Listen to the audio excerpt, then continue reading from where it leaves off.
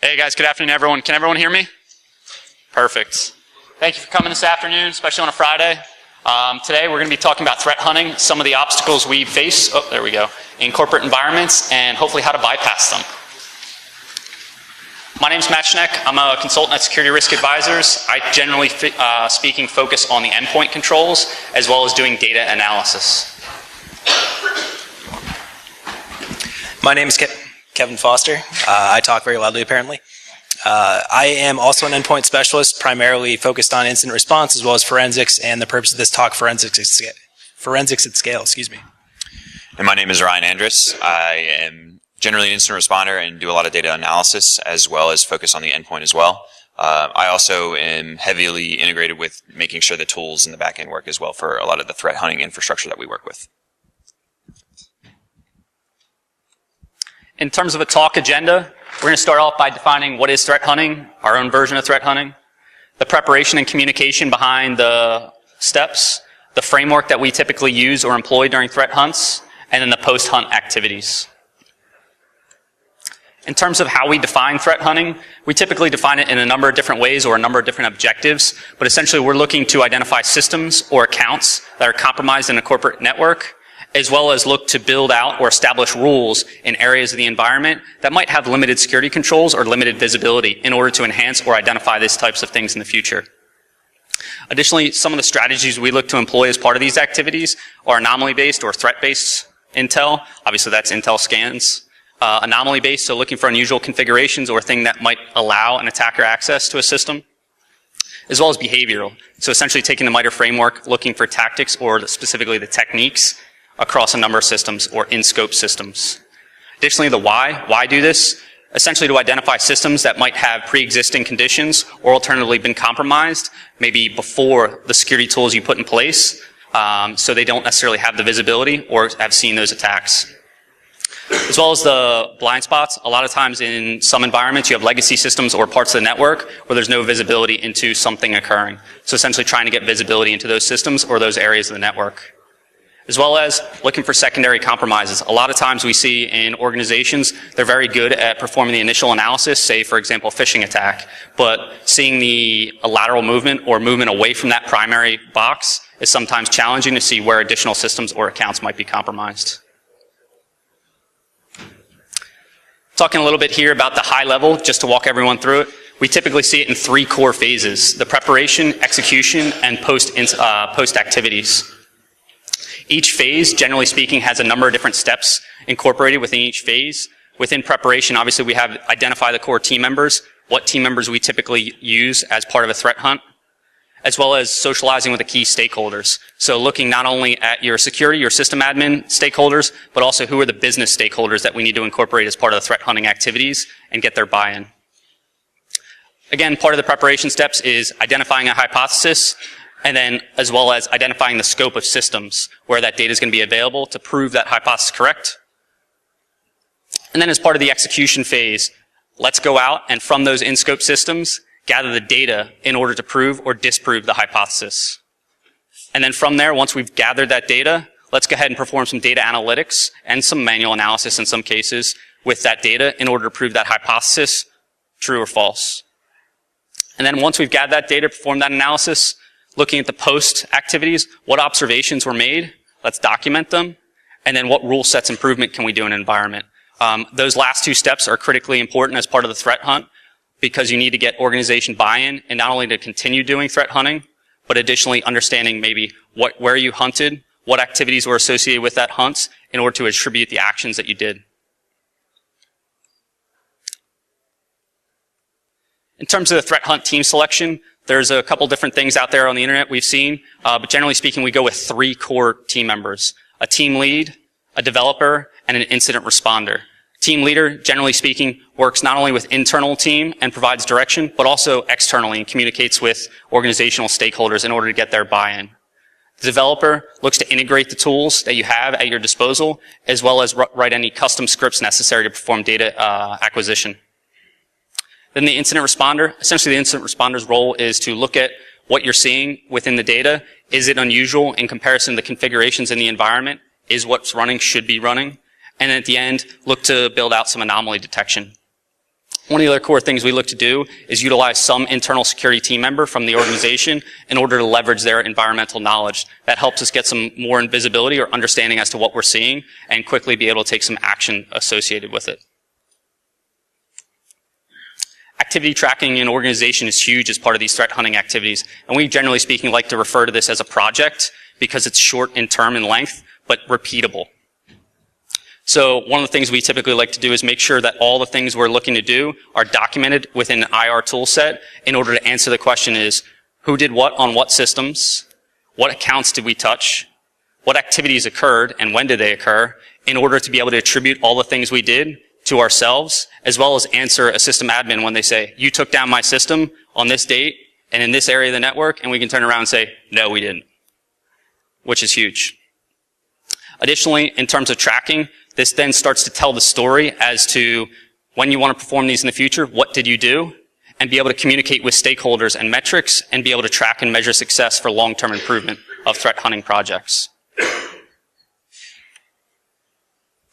What we look to do in terms of measuring success, there's 5 core things in measuring success when we look to communicate with stakeholders. So that's not only stakeholders at the business level, but that's also at a system admin level. 1, what's the hypothesis topic and what's the system scope, and is that data available? We need to make sure the hypothesis topic is selected appropriately, because if we select a topic and that data is not available, all of a sudden we're going to run into a number of different challenges. Additionally, we want to define a repeatable process within the threat hunting methodology to ensure not only is the process repeatable, but the results are consistent. Additionally, we want to reduce the attack surface. So one common example is if we're hunting through a network and find something unusual, let's be able to then move forward and take that and incorporate it into visibility in the future. So for example, if you have like an old version of CC Cleaner that's exploitable, let's get that out of the network. As well as develop environmental baselines. So it's important to understand what you're looking at so you don't repeat the same analysis in the future. And then the last one there is automation and rule generation. So taking the results or the visibility you created in the network and ensure that in the future you can generate an active or an automated rule around that. Getting approval, which is huge in an environment. So one of the key things to do in this case is speak the language of the individuals you're talking to and understand your audience. So in this case, we broke it down into 2 key groups, executives and sysadmins. And typically we like to break those conversations out into 2 different groups in order to target the conversation as well as the language we're looking to utilize. Essentially in execs, we're going to be able to do and perform something in your environment without capital cost, utilizing tools in your environment already. One of our favorites, PowerShell, and we'll talk a little bit more about that. Additionally, be able to talk to sysadmins. So obviously they have uptime goals and be able to let them know we're not planning on breaking or modifying your system. We're going to leverage internal tools that either SCCM or alternatively configuration management uses in the back end. And as you note there at the bottom, we're not looking to deploy an agent. We're not looking for change management approvals because we're not changing anything. We're just leveraging existing protocols or control infrastructure. And then the last one there, we're not going to piss off sysadmins. One of the next phases, as well as communicating with stakeholders, is what are we looking to do? And essentially, when we're looking to select a hypothesis, we love the MITRE ATT&CK framework. It's essentially wonderful in terms of mapping different techniques back to the tactics of what an attacker is looking to do or take malicious actions in an environment. So commonly, when we're working with a client, we'll look to walk through the MITRE ATT&CK matrix, select a technique, and look to socialize that, make sure the data is available. Then from there, look to try and gather that at scale. Talk about a hypothesis-driven methodology. So we like to take almost a scientific approach for proving or disproving the hypothesis. Essentially, the first step is identifying what you want to test, and again, we go back to the MITRE ATT&CK framework for that. The second step is identifying a plan to prove or disprove that hypothesis, and then from there, being able to execute that plan that you established on scoped systems in the environment and be able to acquire that data. And the last step there is doing that analysis, proving whether it's true or false, and then being able to document that accordingly.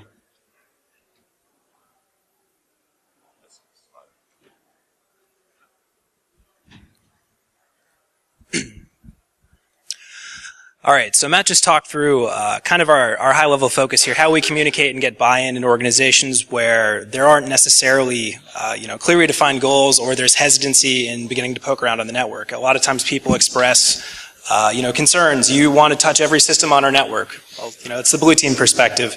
Your red team's penetration tests are already currently doing that, just kind of flipping the coin on them.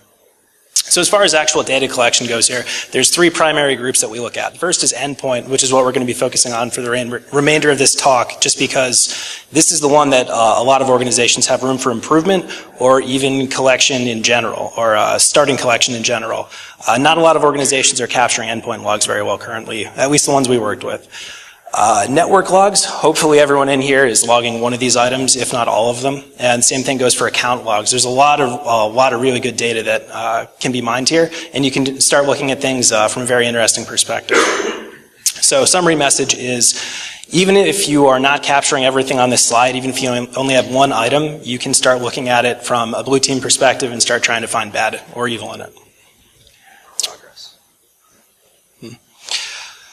As far as network hunting is concerned, a little bit of logs go a very, very long way. You can start running with some really interesting use cases, such as suspicious geolocations, port scanning, various data exfiltration methods. Our personal favorite is DNS logs, and Ryan's going to start talking about how you can start analyzing some of those.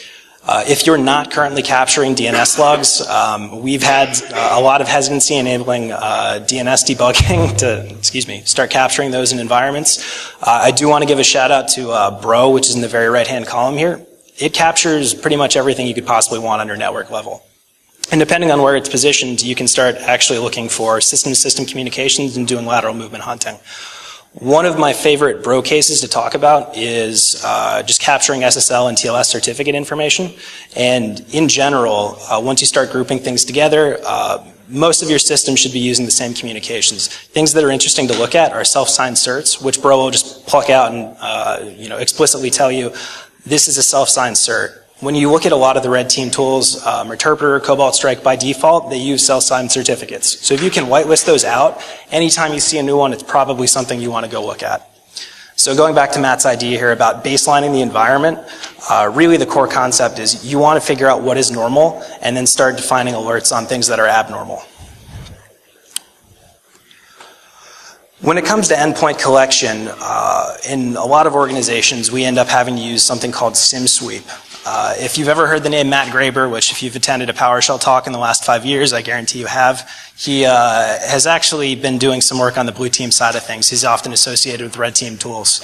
He wrote some great wrapper kind of functions for a new as of PowerShell version 3 Windows component called SIM, Common Information Model, which is the new and improved version of WMI.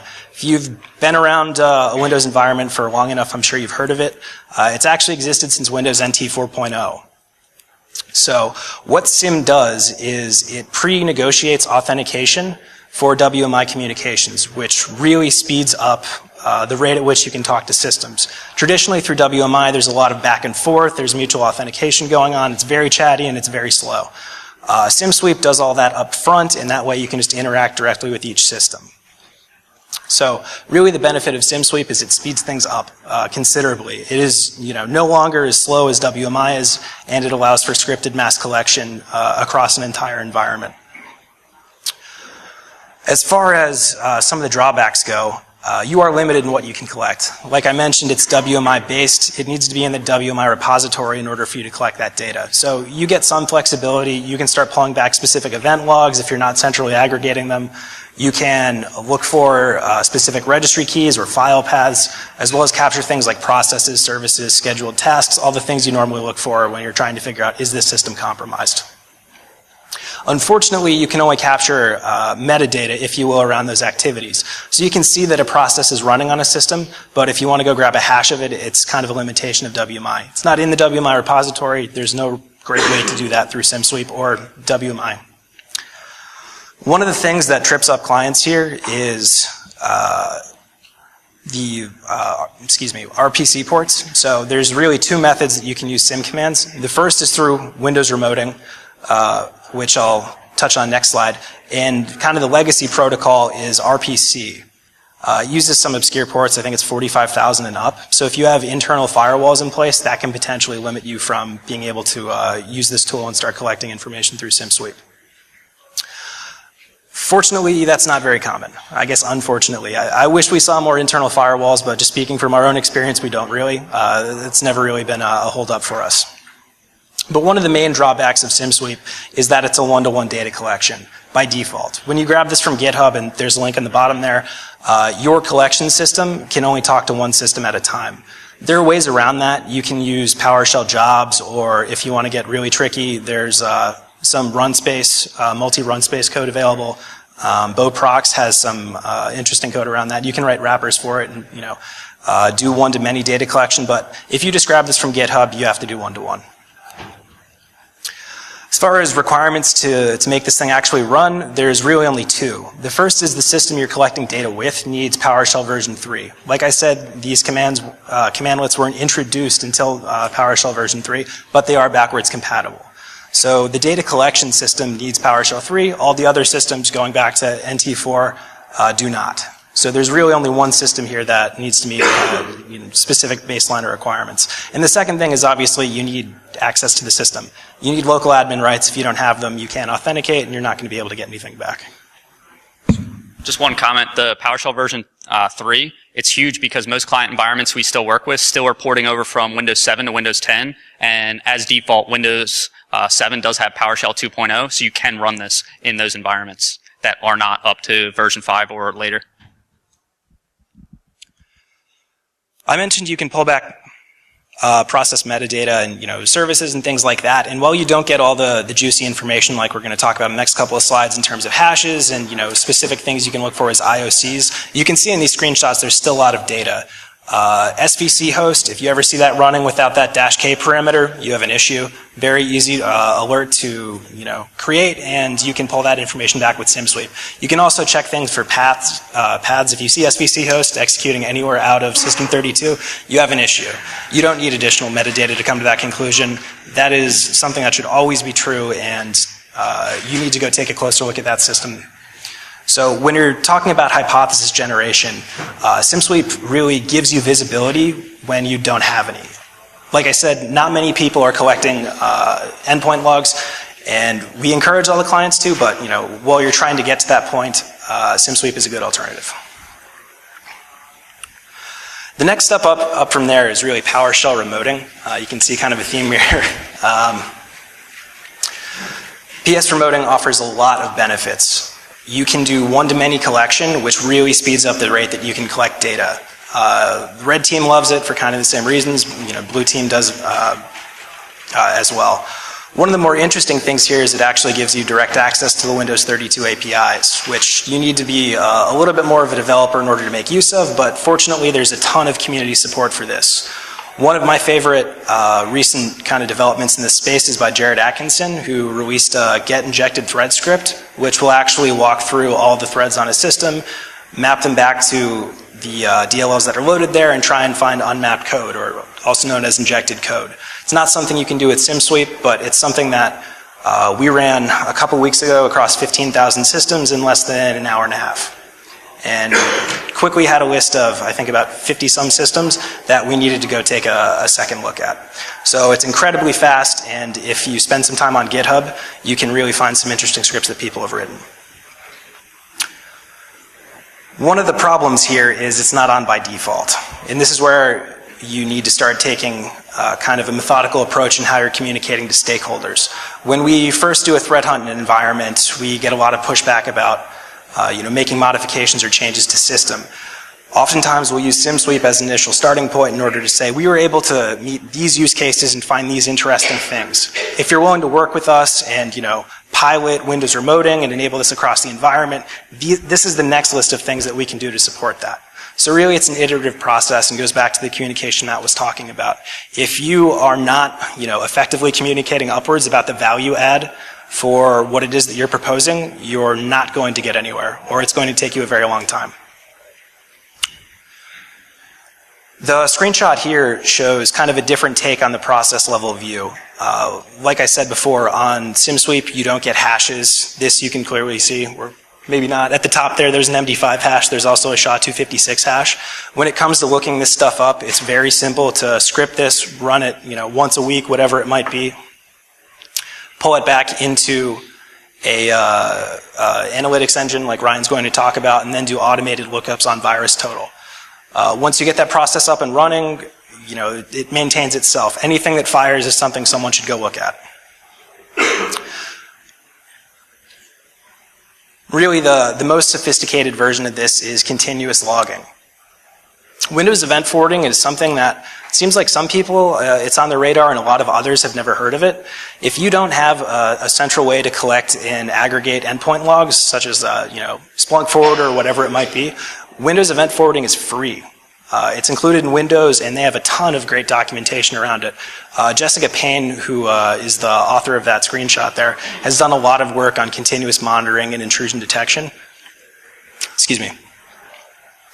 And really, we try and recommend everyone to move in this direction. Hopefully through SimSweep and PowerShell remoting, you've targeted specific use cases, right? You're not trying to capture everything here. The left-hand side of that screenshot, all the things, too much data, no context. You're better off picking and choosing. We just want to look at Windows run keys. We just want to look at Windows services. Don't log everything. Don't try and centralize it, at least not initially. If you do, it's too much data. You're not going to be able to give it the attention it needs, and you're probably going to start finding yourself walking down rabbit holes. There are thousands and thousands of logs to look through, even on a small network, when it comes to endpoint data. So the basic concept is be smart about what you're trying to log. Have clear goals and try and align your logging to them. As far as benefits here, what you've done is basically flip the script. Instead of having an acquisition system that's going out and contacting a bunch of remote systems to collect data, those systems are now themselves sending those logs up to a mothership. It's aggregating it for you, it's in one convenient location, and you can start throwing that into an analytics engine or doing whatever it is that you need to. Compliance requirements, security use cases, IT, what happened on the system before it went down. You're going to make a lot of people happy if you start doing this. Fortunately, one of the prereqs for this is actually Windows remoting. So when it comes to threat hunting, when you enable the ability to interact with the system through PowerShell, you are also turning on the same service for Windows event forwarding.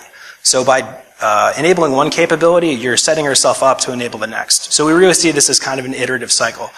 Start small, prove your wins, document everything, make it clear that you're providing value, and then move on to the next use case, because they all feed into each other. So in summation, if you're like a lot of clients we work with and you're not currently looking at endpoint logs, you should try SimSweep out. It's really simple to get running. The documentation on the GitHub site is very, very user-friendly, and it pretty much just works. You can modify that and add new functions if you want to, but Matt has done a fantastic job of pulling back some of the most useful information you want to look at. The next step from there is PowerShell remoting, which is SimSweep on steroids, for kind of lack of a better term. It scales very quickly and it gives you a lot more flexibility. If you can write a PowerShell script for it, you can basically collect it, and there's a whole bunch of stuff available on GitHub, just to kind of reiterate that point. And another note there is, if you're sleeping on PowerShell still, it's kind of time to adapt. Microsoft is pushing it heavily when you look at some of the stuff they're doing in Azure as well as their server frameworks. They actually, I think they killed the project, but the Nano server, which was going to be a headless server, pure PowerShell, it's definitely the way of the future. And lastly here is Windows event forwarding. This is the goal that I think everyone should try and get to, and whether you're using Windows for it or another endpoint collection mechanism, maybe you have SIM agent or whatever it might be, you should definitely be making an effort to centralize all of your logs. So moving into the data analysis and project tracking, I'm first going to talk about a few tool sets that we use actually within our infrastructure when we go to client sites to do threat hunting. So starting off with one of the first ones is MISP, or Malware Information Sharing Platform. What it essentially is a threat intel aggregator, whether it's a open source or paid private feed. MISP probably and will likely aggregate those feeds together for an IOC database that's hosted. Big things here. MISP is also integrated heavily with TheHive and Cortex, which I'm going to talk on in a little bit as well. And it allows app enrichment through threat intel. So VirusTotal, Shodan, domain tools. It has these tools built in the background so that once you have your IOCs in there, or even if you're doing an incident response, you find something and put it into MISP, you can then query the pre-built API keys that are in there to, add data enrichment to some of the IOCs or files in there. So what's the value and why do it? Bulk IOC queries. Long gone are the days now with MISP where, you have one individual who is hosting your IOCs on a text document or Excel sheet. I don't know how many client environments I walk into. I was like, hey, where's your repository of IOCs? And some guy gives me a text file. And it's one person, can only edit it one at a time, or if it's hosted in a network share, not everybody has access. With MISP, you also get the ability to do threat actor tracking. So whether you're assigning tags to different IOCs, different types of ransomware in an environment or in the wild that you kind of want to track, how is this payload developing over time? What is it doing to the Windows system over time? How is it trying to hide itself? You can track threat actors as it goes on. As well as MISP is SIM agnostic. Any data format that I've come across right now, MISP allows you to export. JSON, CSV, sticks, doesn't matter. And even if you haven't seen a data format that MISP supports, somebody's probably building it in Python right now, and it's probably out there. The last thing I want to touch on is organization segregation with MISP.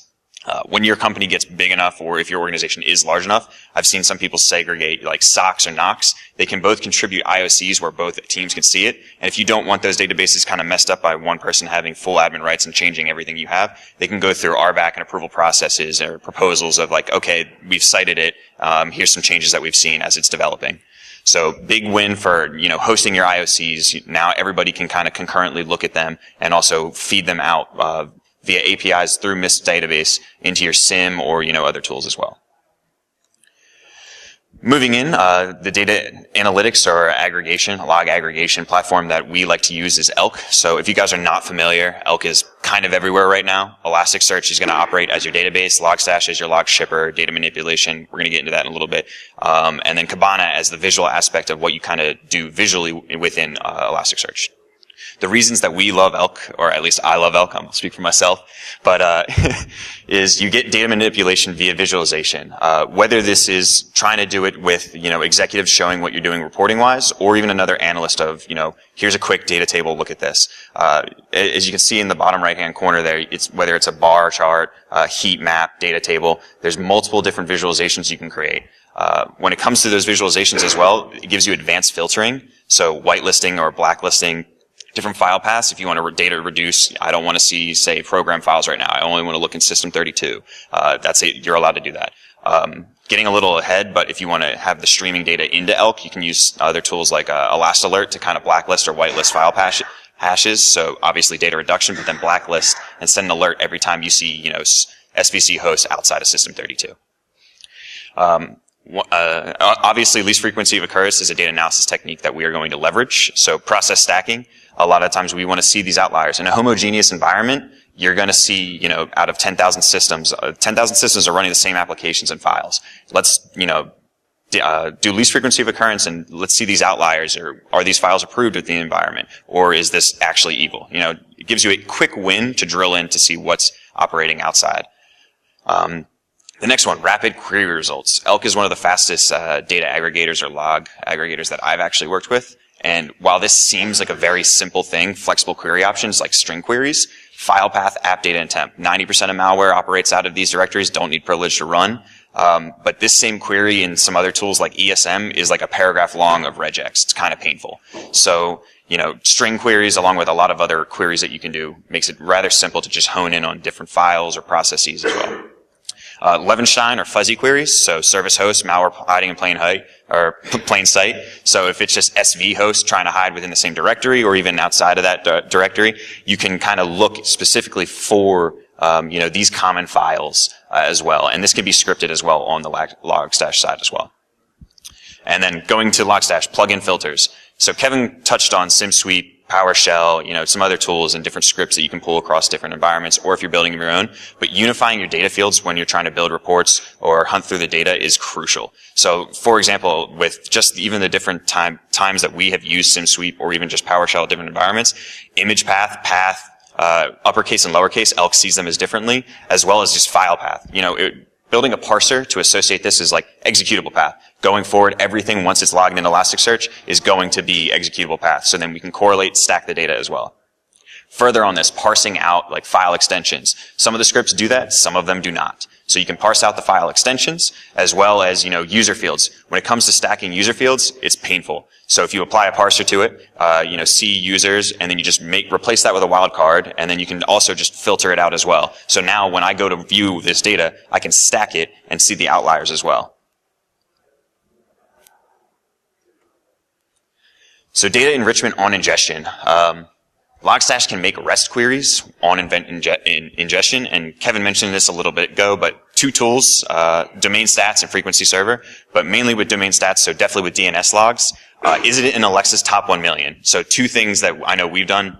You can take the forensics approach and gather all data, just throw all your domains against it and just query it into Elasticsearch, because then you can start to build visualizations on geographical locations or just, types of names, different data visualizations, whatever you prefer. Or the other is, I only want to look at anything that's not in Alexa's top 1 million. So the only adjustment that you would make to this filter on the right there is add a tag and say, either is or, found or not found, and then drop if it is found, essentially. Frequency server. Test the Englishness of a domain. So essentially, was this domain generated or was this an individual creating it, essentially? Whether it's pseudo-random or an individual creating it as well. And then finally on the slide, virus total queries, or realistically any threat intel application that allows you to kind of do REST queries. In this example, we actually have a proxy server where when the data is ingested with the scripts that we pull, whether it's a raw CSV hash, or a raw CSV of just hashes, or the actual data coming in with the hosts associated with it, it's going to pull out the SHA-256 up there and run it against virus total and then populate it within Elasticsearch with virus total and then, dot. All the information, and I'll show you a little example in a second. So this is really helpful. Both private API keys and public API keys work.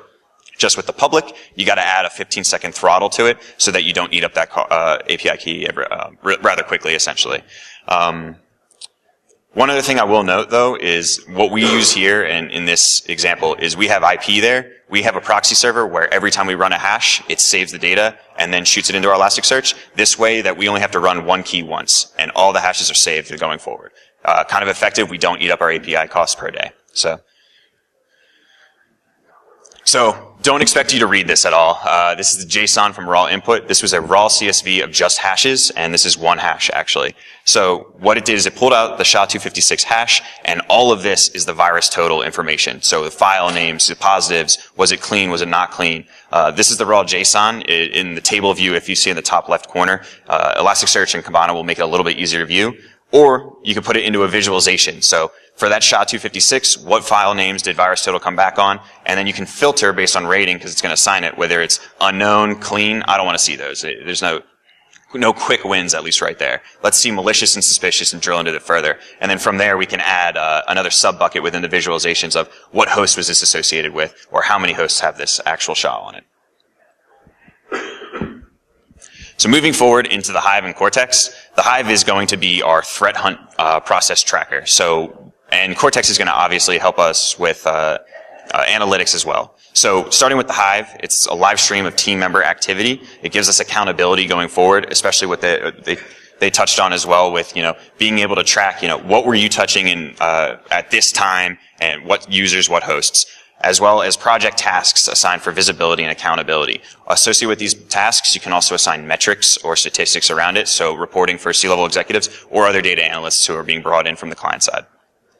So I wanted to keep this picture up here because I referenced it already, but MISP, Cortex, and TheHive are heavily integrated. The developers going with these projects are actually going back and forth. I actually believe they had a conference last week or last weekend, releasing a new update actually with Hive this week. But one of the main reason or uses that we use TheHive is obviously for observation tracking. It allows you to populate all those hashes that I was just talking about running against virus total in here for, statistics based on type, IOC, or, tags. So if I want to say this is the East client, if we're doing, say, different domains, which we have done, like West domain, East domain, or the East client, West client, you can break them up by different tags so that when you go to do reporting, it's a little easier to kind of filter on these. The next topic, obviously, there is filtering observables. Out of the 276 that are within this, I'm filtering on only the ones that came back with an IOC hit that's of a hash type. It allows you to kind of search your data essentially with Elasticsearch or Kibana level, aggregate or filtering, if you will. So moving on to that, data analysis and automation. So this is where Cortex comes in. Looking at an observable, this is just one picked out. Essentially, when you do log observables, I'll take a step back for a second, but obviously adding your tags, was this cited? Different hunts, you can keep going forward. Was it cited again? And then description. Obviously, it's test just for this, scenario, but, what host, what user, what environment was this found on? Links, on the right there. When we do data acquisition, we did it once, and now we did it twice. If it shows up in another case, it's going to link right to that case of how it showed up. Analysis on the bottom is where Cortex comes in. Cortex has around 30 plus pre-built analyzers, and it's going to link your MISP instance, your threat intel, or whether it's paid or private, and any tools you have to make data analysis rather quick. So the main goal of Cortex is data reduction via threat intel correlation. Anytime that we can get a machine to do most of our work, I'm all fans for it, for automation. But essentially, Cortex, as I was saying, has multiple analyzers. It breaks it up between the different data types. As well, on the right, you have the vendors or the different tools that it's going to be pulling from. TheHive helps here because it has pre-built templates. It makes, when you run the observables through TheHive, utilizing the Cortex analyzers, it's going to populate it into a nice, pretty template, almost like you're looking at VirusTotal itself. Makes it very easy to look at. On top of this, and I'm going to go back to here, is delegate and let the machines do your work. So when I was running those hashes, essentially at certain clients through, I just dumped in 10,000 hashes bulk import to TheHive, run the Cortex analyzer, do another 50,000 IPs or domains that I want to run it against our threat intel. So, it's doing all the work. I come back and I can filter on that data of what actually got hits, or, what is going to return so that we can dig into this deeper. So when it gets actually to data analysis and analytics, just talking about the tool sets right there, at least that we were using, data reduction is key. We've touched on it at least twice or three times now, but targeted threat hunt topics, persistence, and then registry keys. Just registry keys alone. And even then, run keys versus logon scripts versus services and tasks. When you run auto runs against one host or endpoint, you get thousands of results or logs that come back. You run this against 10,000, you're now looking at millions of logs. So when it's just auto runs, let's focus in on logon scripts, or let's focus on run keys. So setting the scope and realistic standards is going to help your threat hunt be a lot more effective going forward, as well as reporting it up to upper management. Least frequency of occurrence. So on the right here, obviously automated, semi-automated, and manual. This is kind of the forensics best practice when looking at an endpoint, because you're going to be looking at a wealth of data up front. We're kind of adopting this this methodology in the fact of looking at data. So stacking all the things, as I said, with Elasticsearch already. Homogeneous environment, every application or most applications or files are going to be consistent across, say, all 10,000 hosts. The outliers are going to be easy to pick out. Again, find evil or know what is normal in your environment. Whether this is Linux or Windows, this has to be essential. And this comes down to just knowing your environment and being in it long enough. Is service host running out of a path outside of System32? Is there single name characters .exe? Kind of suspicious. Or pseudo-random letters and numbers. Legit files operating in illegitimate file paths. So a lot of knowing what is normal and not normal is a lot of what data analysis techniques we're going to be utilizing. But in ELK, it obviously makes it a little bit quicker because you get to do some of these string queries like, hey, top 20 processes that are out of System32. Let's just quick look at them and see if they're outside of it. And obviously threat intel correlation. Talked about this obviously with Cortex, TheHive, and MISP. You quick wins, dump all your data in, see if anything comes back, and then move on from there. So a little example of data analysis and analytics within process stacking or process dump here. Obviously we just dumped in unfortunately, I'll say this is not a homogeneous environment. However, we did segregate it for least frequency of occurrence. So what process is found only across like one host or two hosts or, one count? And while this can be kind of hard to kind of look through, you kind of have to validate as well. There's two things that kind of pop out to me, at least in this example. It's coupons. Users love their coupons, or at least they don't realize they do. And these can be browser hijackers. I've seen them a lot, and we need to get these remediated off the host. Scrolling down a little bit more, not even half a scroll, and there's two more things. CC Cleaner 64, which Matt actually mentioned before, let's validate that this version is not the exploitable one. Going through and just making sure that, hey, I remember this from the news, or I remember this from our IC database, whether it's in MISP or TheHive.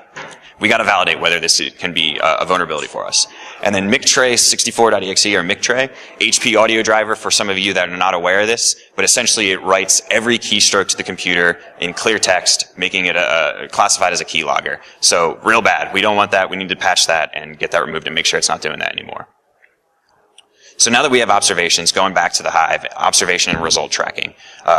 Like I said, with MISP, where it's a hosted instance, TheHive is as well. So we get to, host all of our observables so that all of our team members can view these concurrently.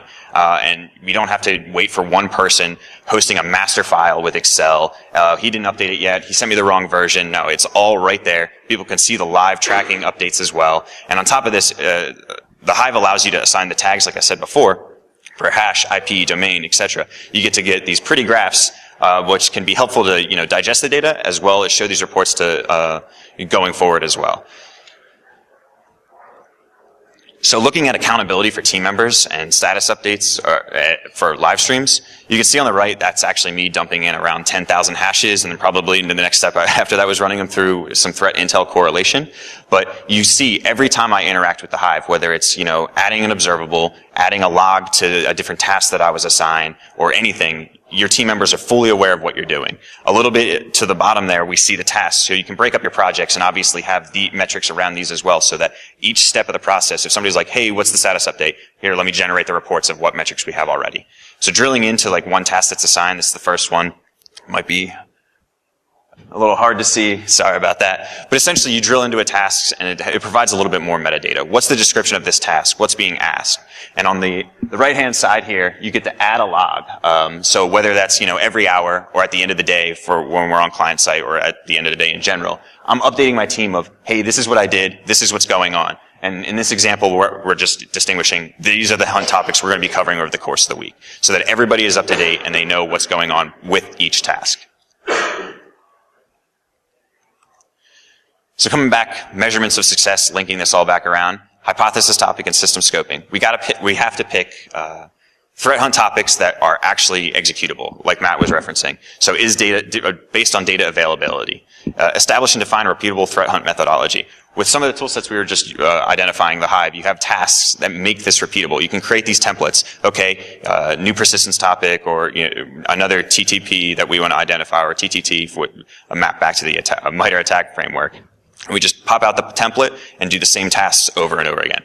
Identify and reduce environment attack surface. Any observables that are recorded, whether or not they are just, misconfigurations or actually malware, we're going to be reducing that, and it's trackable. So, hey, we found this time. Next time we come around, why wasn't this fixed? Develop environmental baselines. When it comes back to this, again, this is the process stacking in the homogeneous environment. From the example I showed, it can be a little hard to sift through data, but, approving what is approved business software, or, maybe implementing a system like COTS where, right off the shelf, it's only approved business software within the environment. And then the last, but not least, and one of the most important in threat hunt maturity, is automation and rule generation. So going forward, when we're talking about Windows events generation, or Windows event forwarding, and, just porting all this the information into a SIM or a data analytics platform, having it streaming, we got to create rules. So, hey, we looked at registry run keys already. And next time that a registry run key is created in like a certain file, I want to see that alert. I can validate it real quick. Just want to see what run key was created, so that going forward, it's not necessarily malicious or bad behavior. And that's all. Sorry, talk a little fast. I didn't know we had a little bit on time, but there's still a lot around this topic, so feel free to ask questions, come up to us. We love doing this stuff and love talking about it as well. So, all right, let's give a B-Sides round of applause to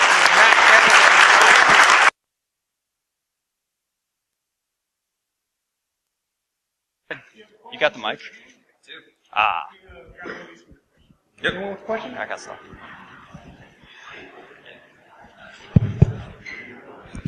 So when you come into a customer environment, are you writing this data to your ELK infrastructure as well as the customer SIM environment? And is that kind of intensive on read writes? Yeah, so good question. Good question. When it comes down to a customer environment, obviously that's going to be distinguished before the engagement even starts. We're going to say, hey, we need to stand up or we want to stand up this architecture.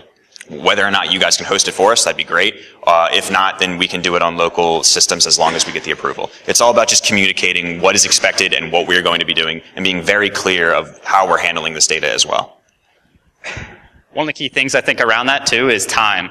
What's the availability, time, and resources on their side? We're happy to bring our own systems in and just run it ourselves in order to do that and meet their goals or timelines. But if that's not something we can achieve in terms of working with them to stand up in the client infrastructure, we'll probably just support it ourselves.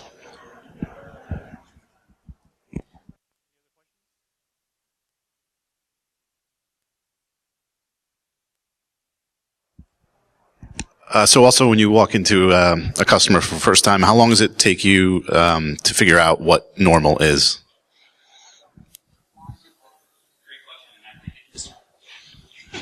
Great question. I think my personal opinion is it highly depends on the hypothesis topic you're looking to hunt for in the environment. Obviously, Ryan mentioned one thing around run once keys. If the scope of systems, say, is user workstations only, and it's a homogeneous environment, that's far quicker than, say, an environment where they've had multiple mergers and acquisitions, and a client wants to scope them all together. So I typically like to say, great, you have maybe 2 or 3 organizations as a part of your overall company. Let's scope them differently. Why? Because we're going to get much more continuous data or like data that we can stack as well as perform analysis on, rather than grouping all images together at once. You guys have any other opinions? Matt touched on a little bit too, but also segregating that data based on, am I only looking at developer systems? Am I only looking at server systems? So when we start to segregate it that way, it can be rather quick learning what's normal and what is supposed to be the normal within a client. But it also heavily depends on, do they utilize a COTS? Do they utilize business approved software? Or does everybody kind of have free reign in local admin? Just one more additional point there. I think the overarching opinion or overarching theme here is data reduction techniques. How can we get as much data out of what we're analyzing as much as possible in order to identify, say, something unusual? All right, gentlemen, thank you very much. Again, another round of applause for our speakers. We've got a challenge.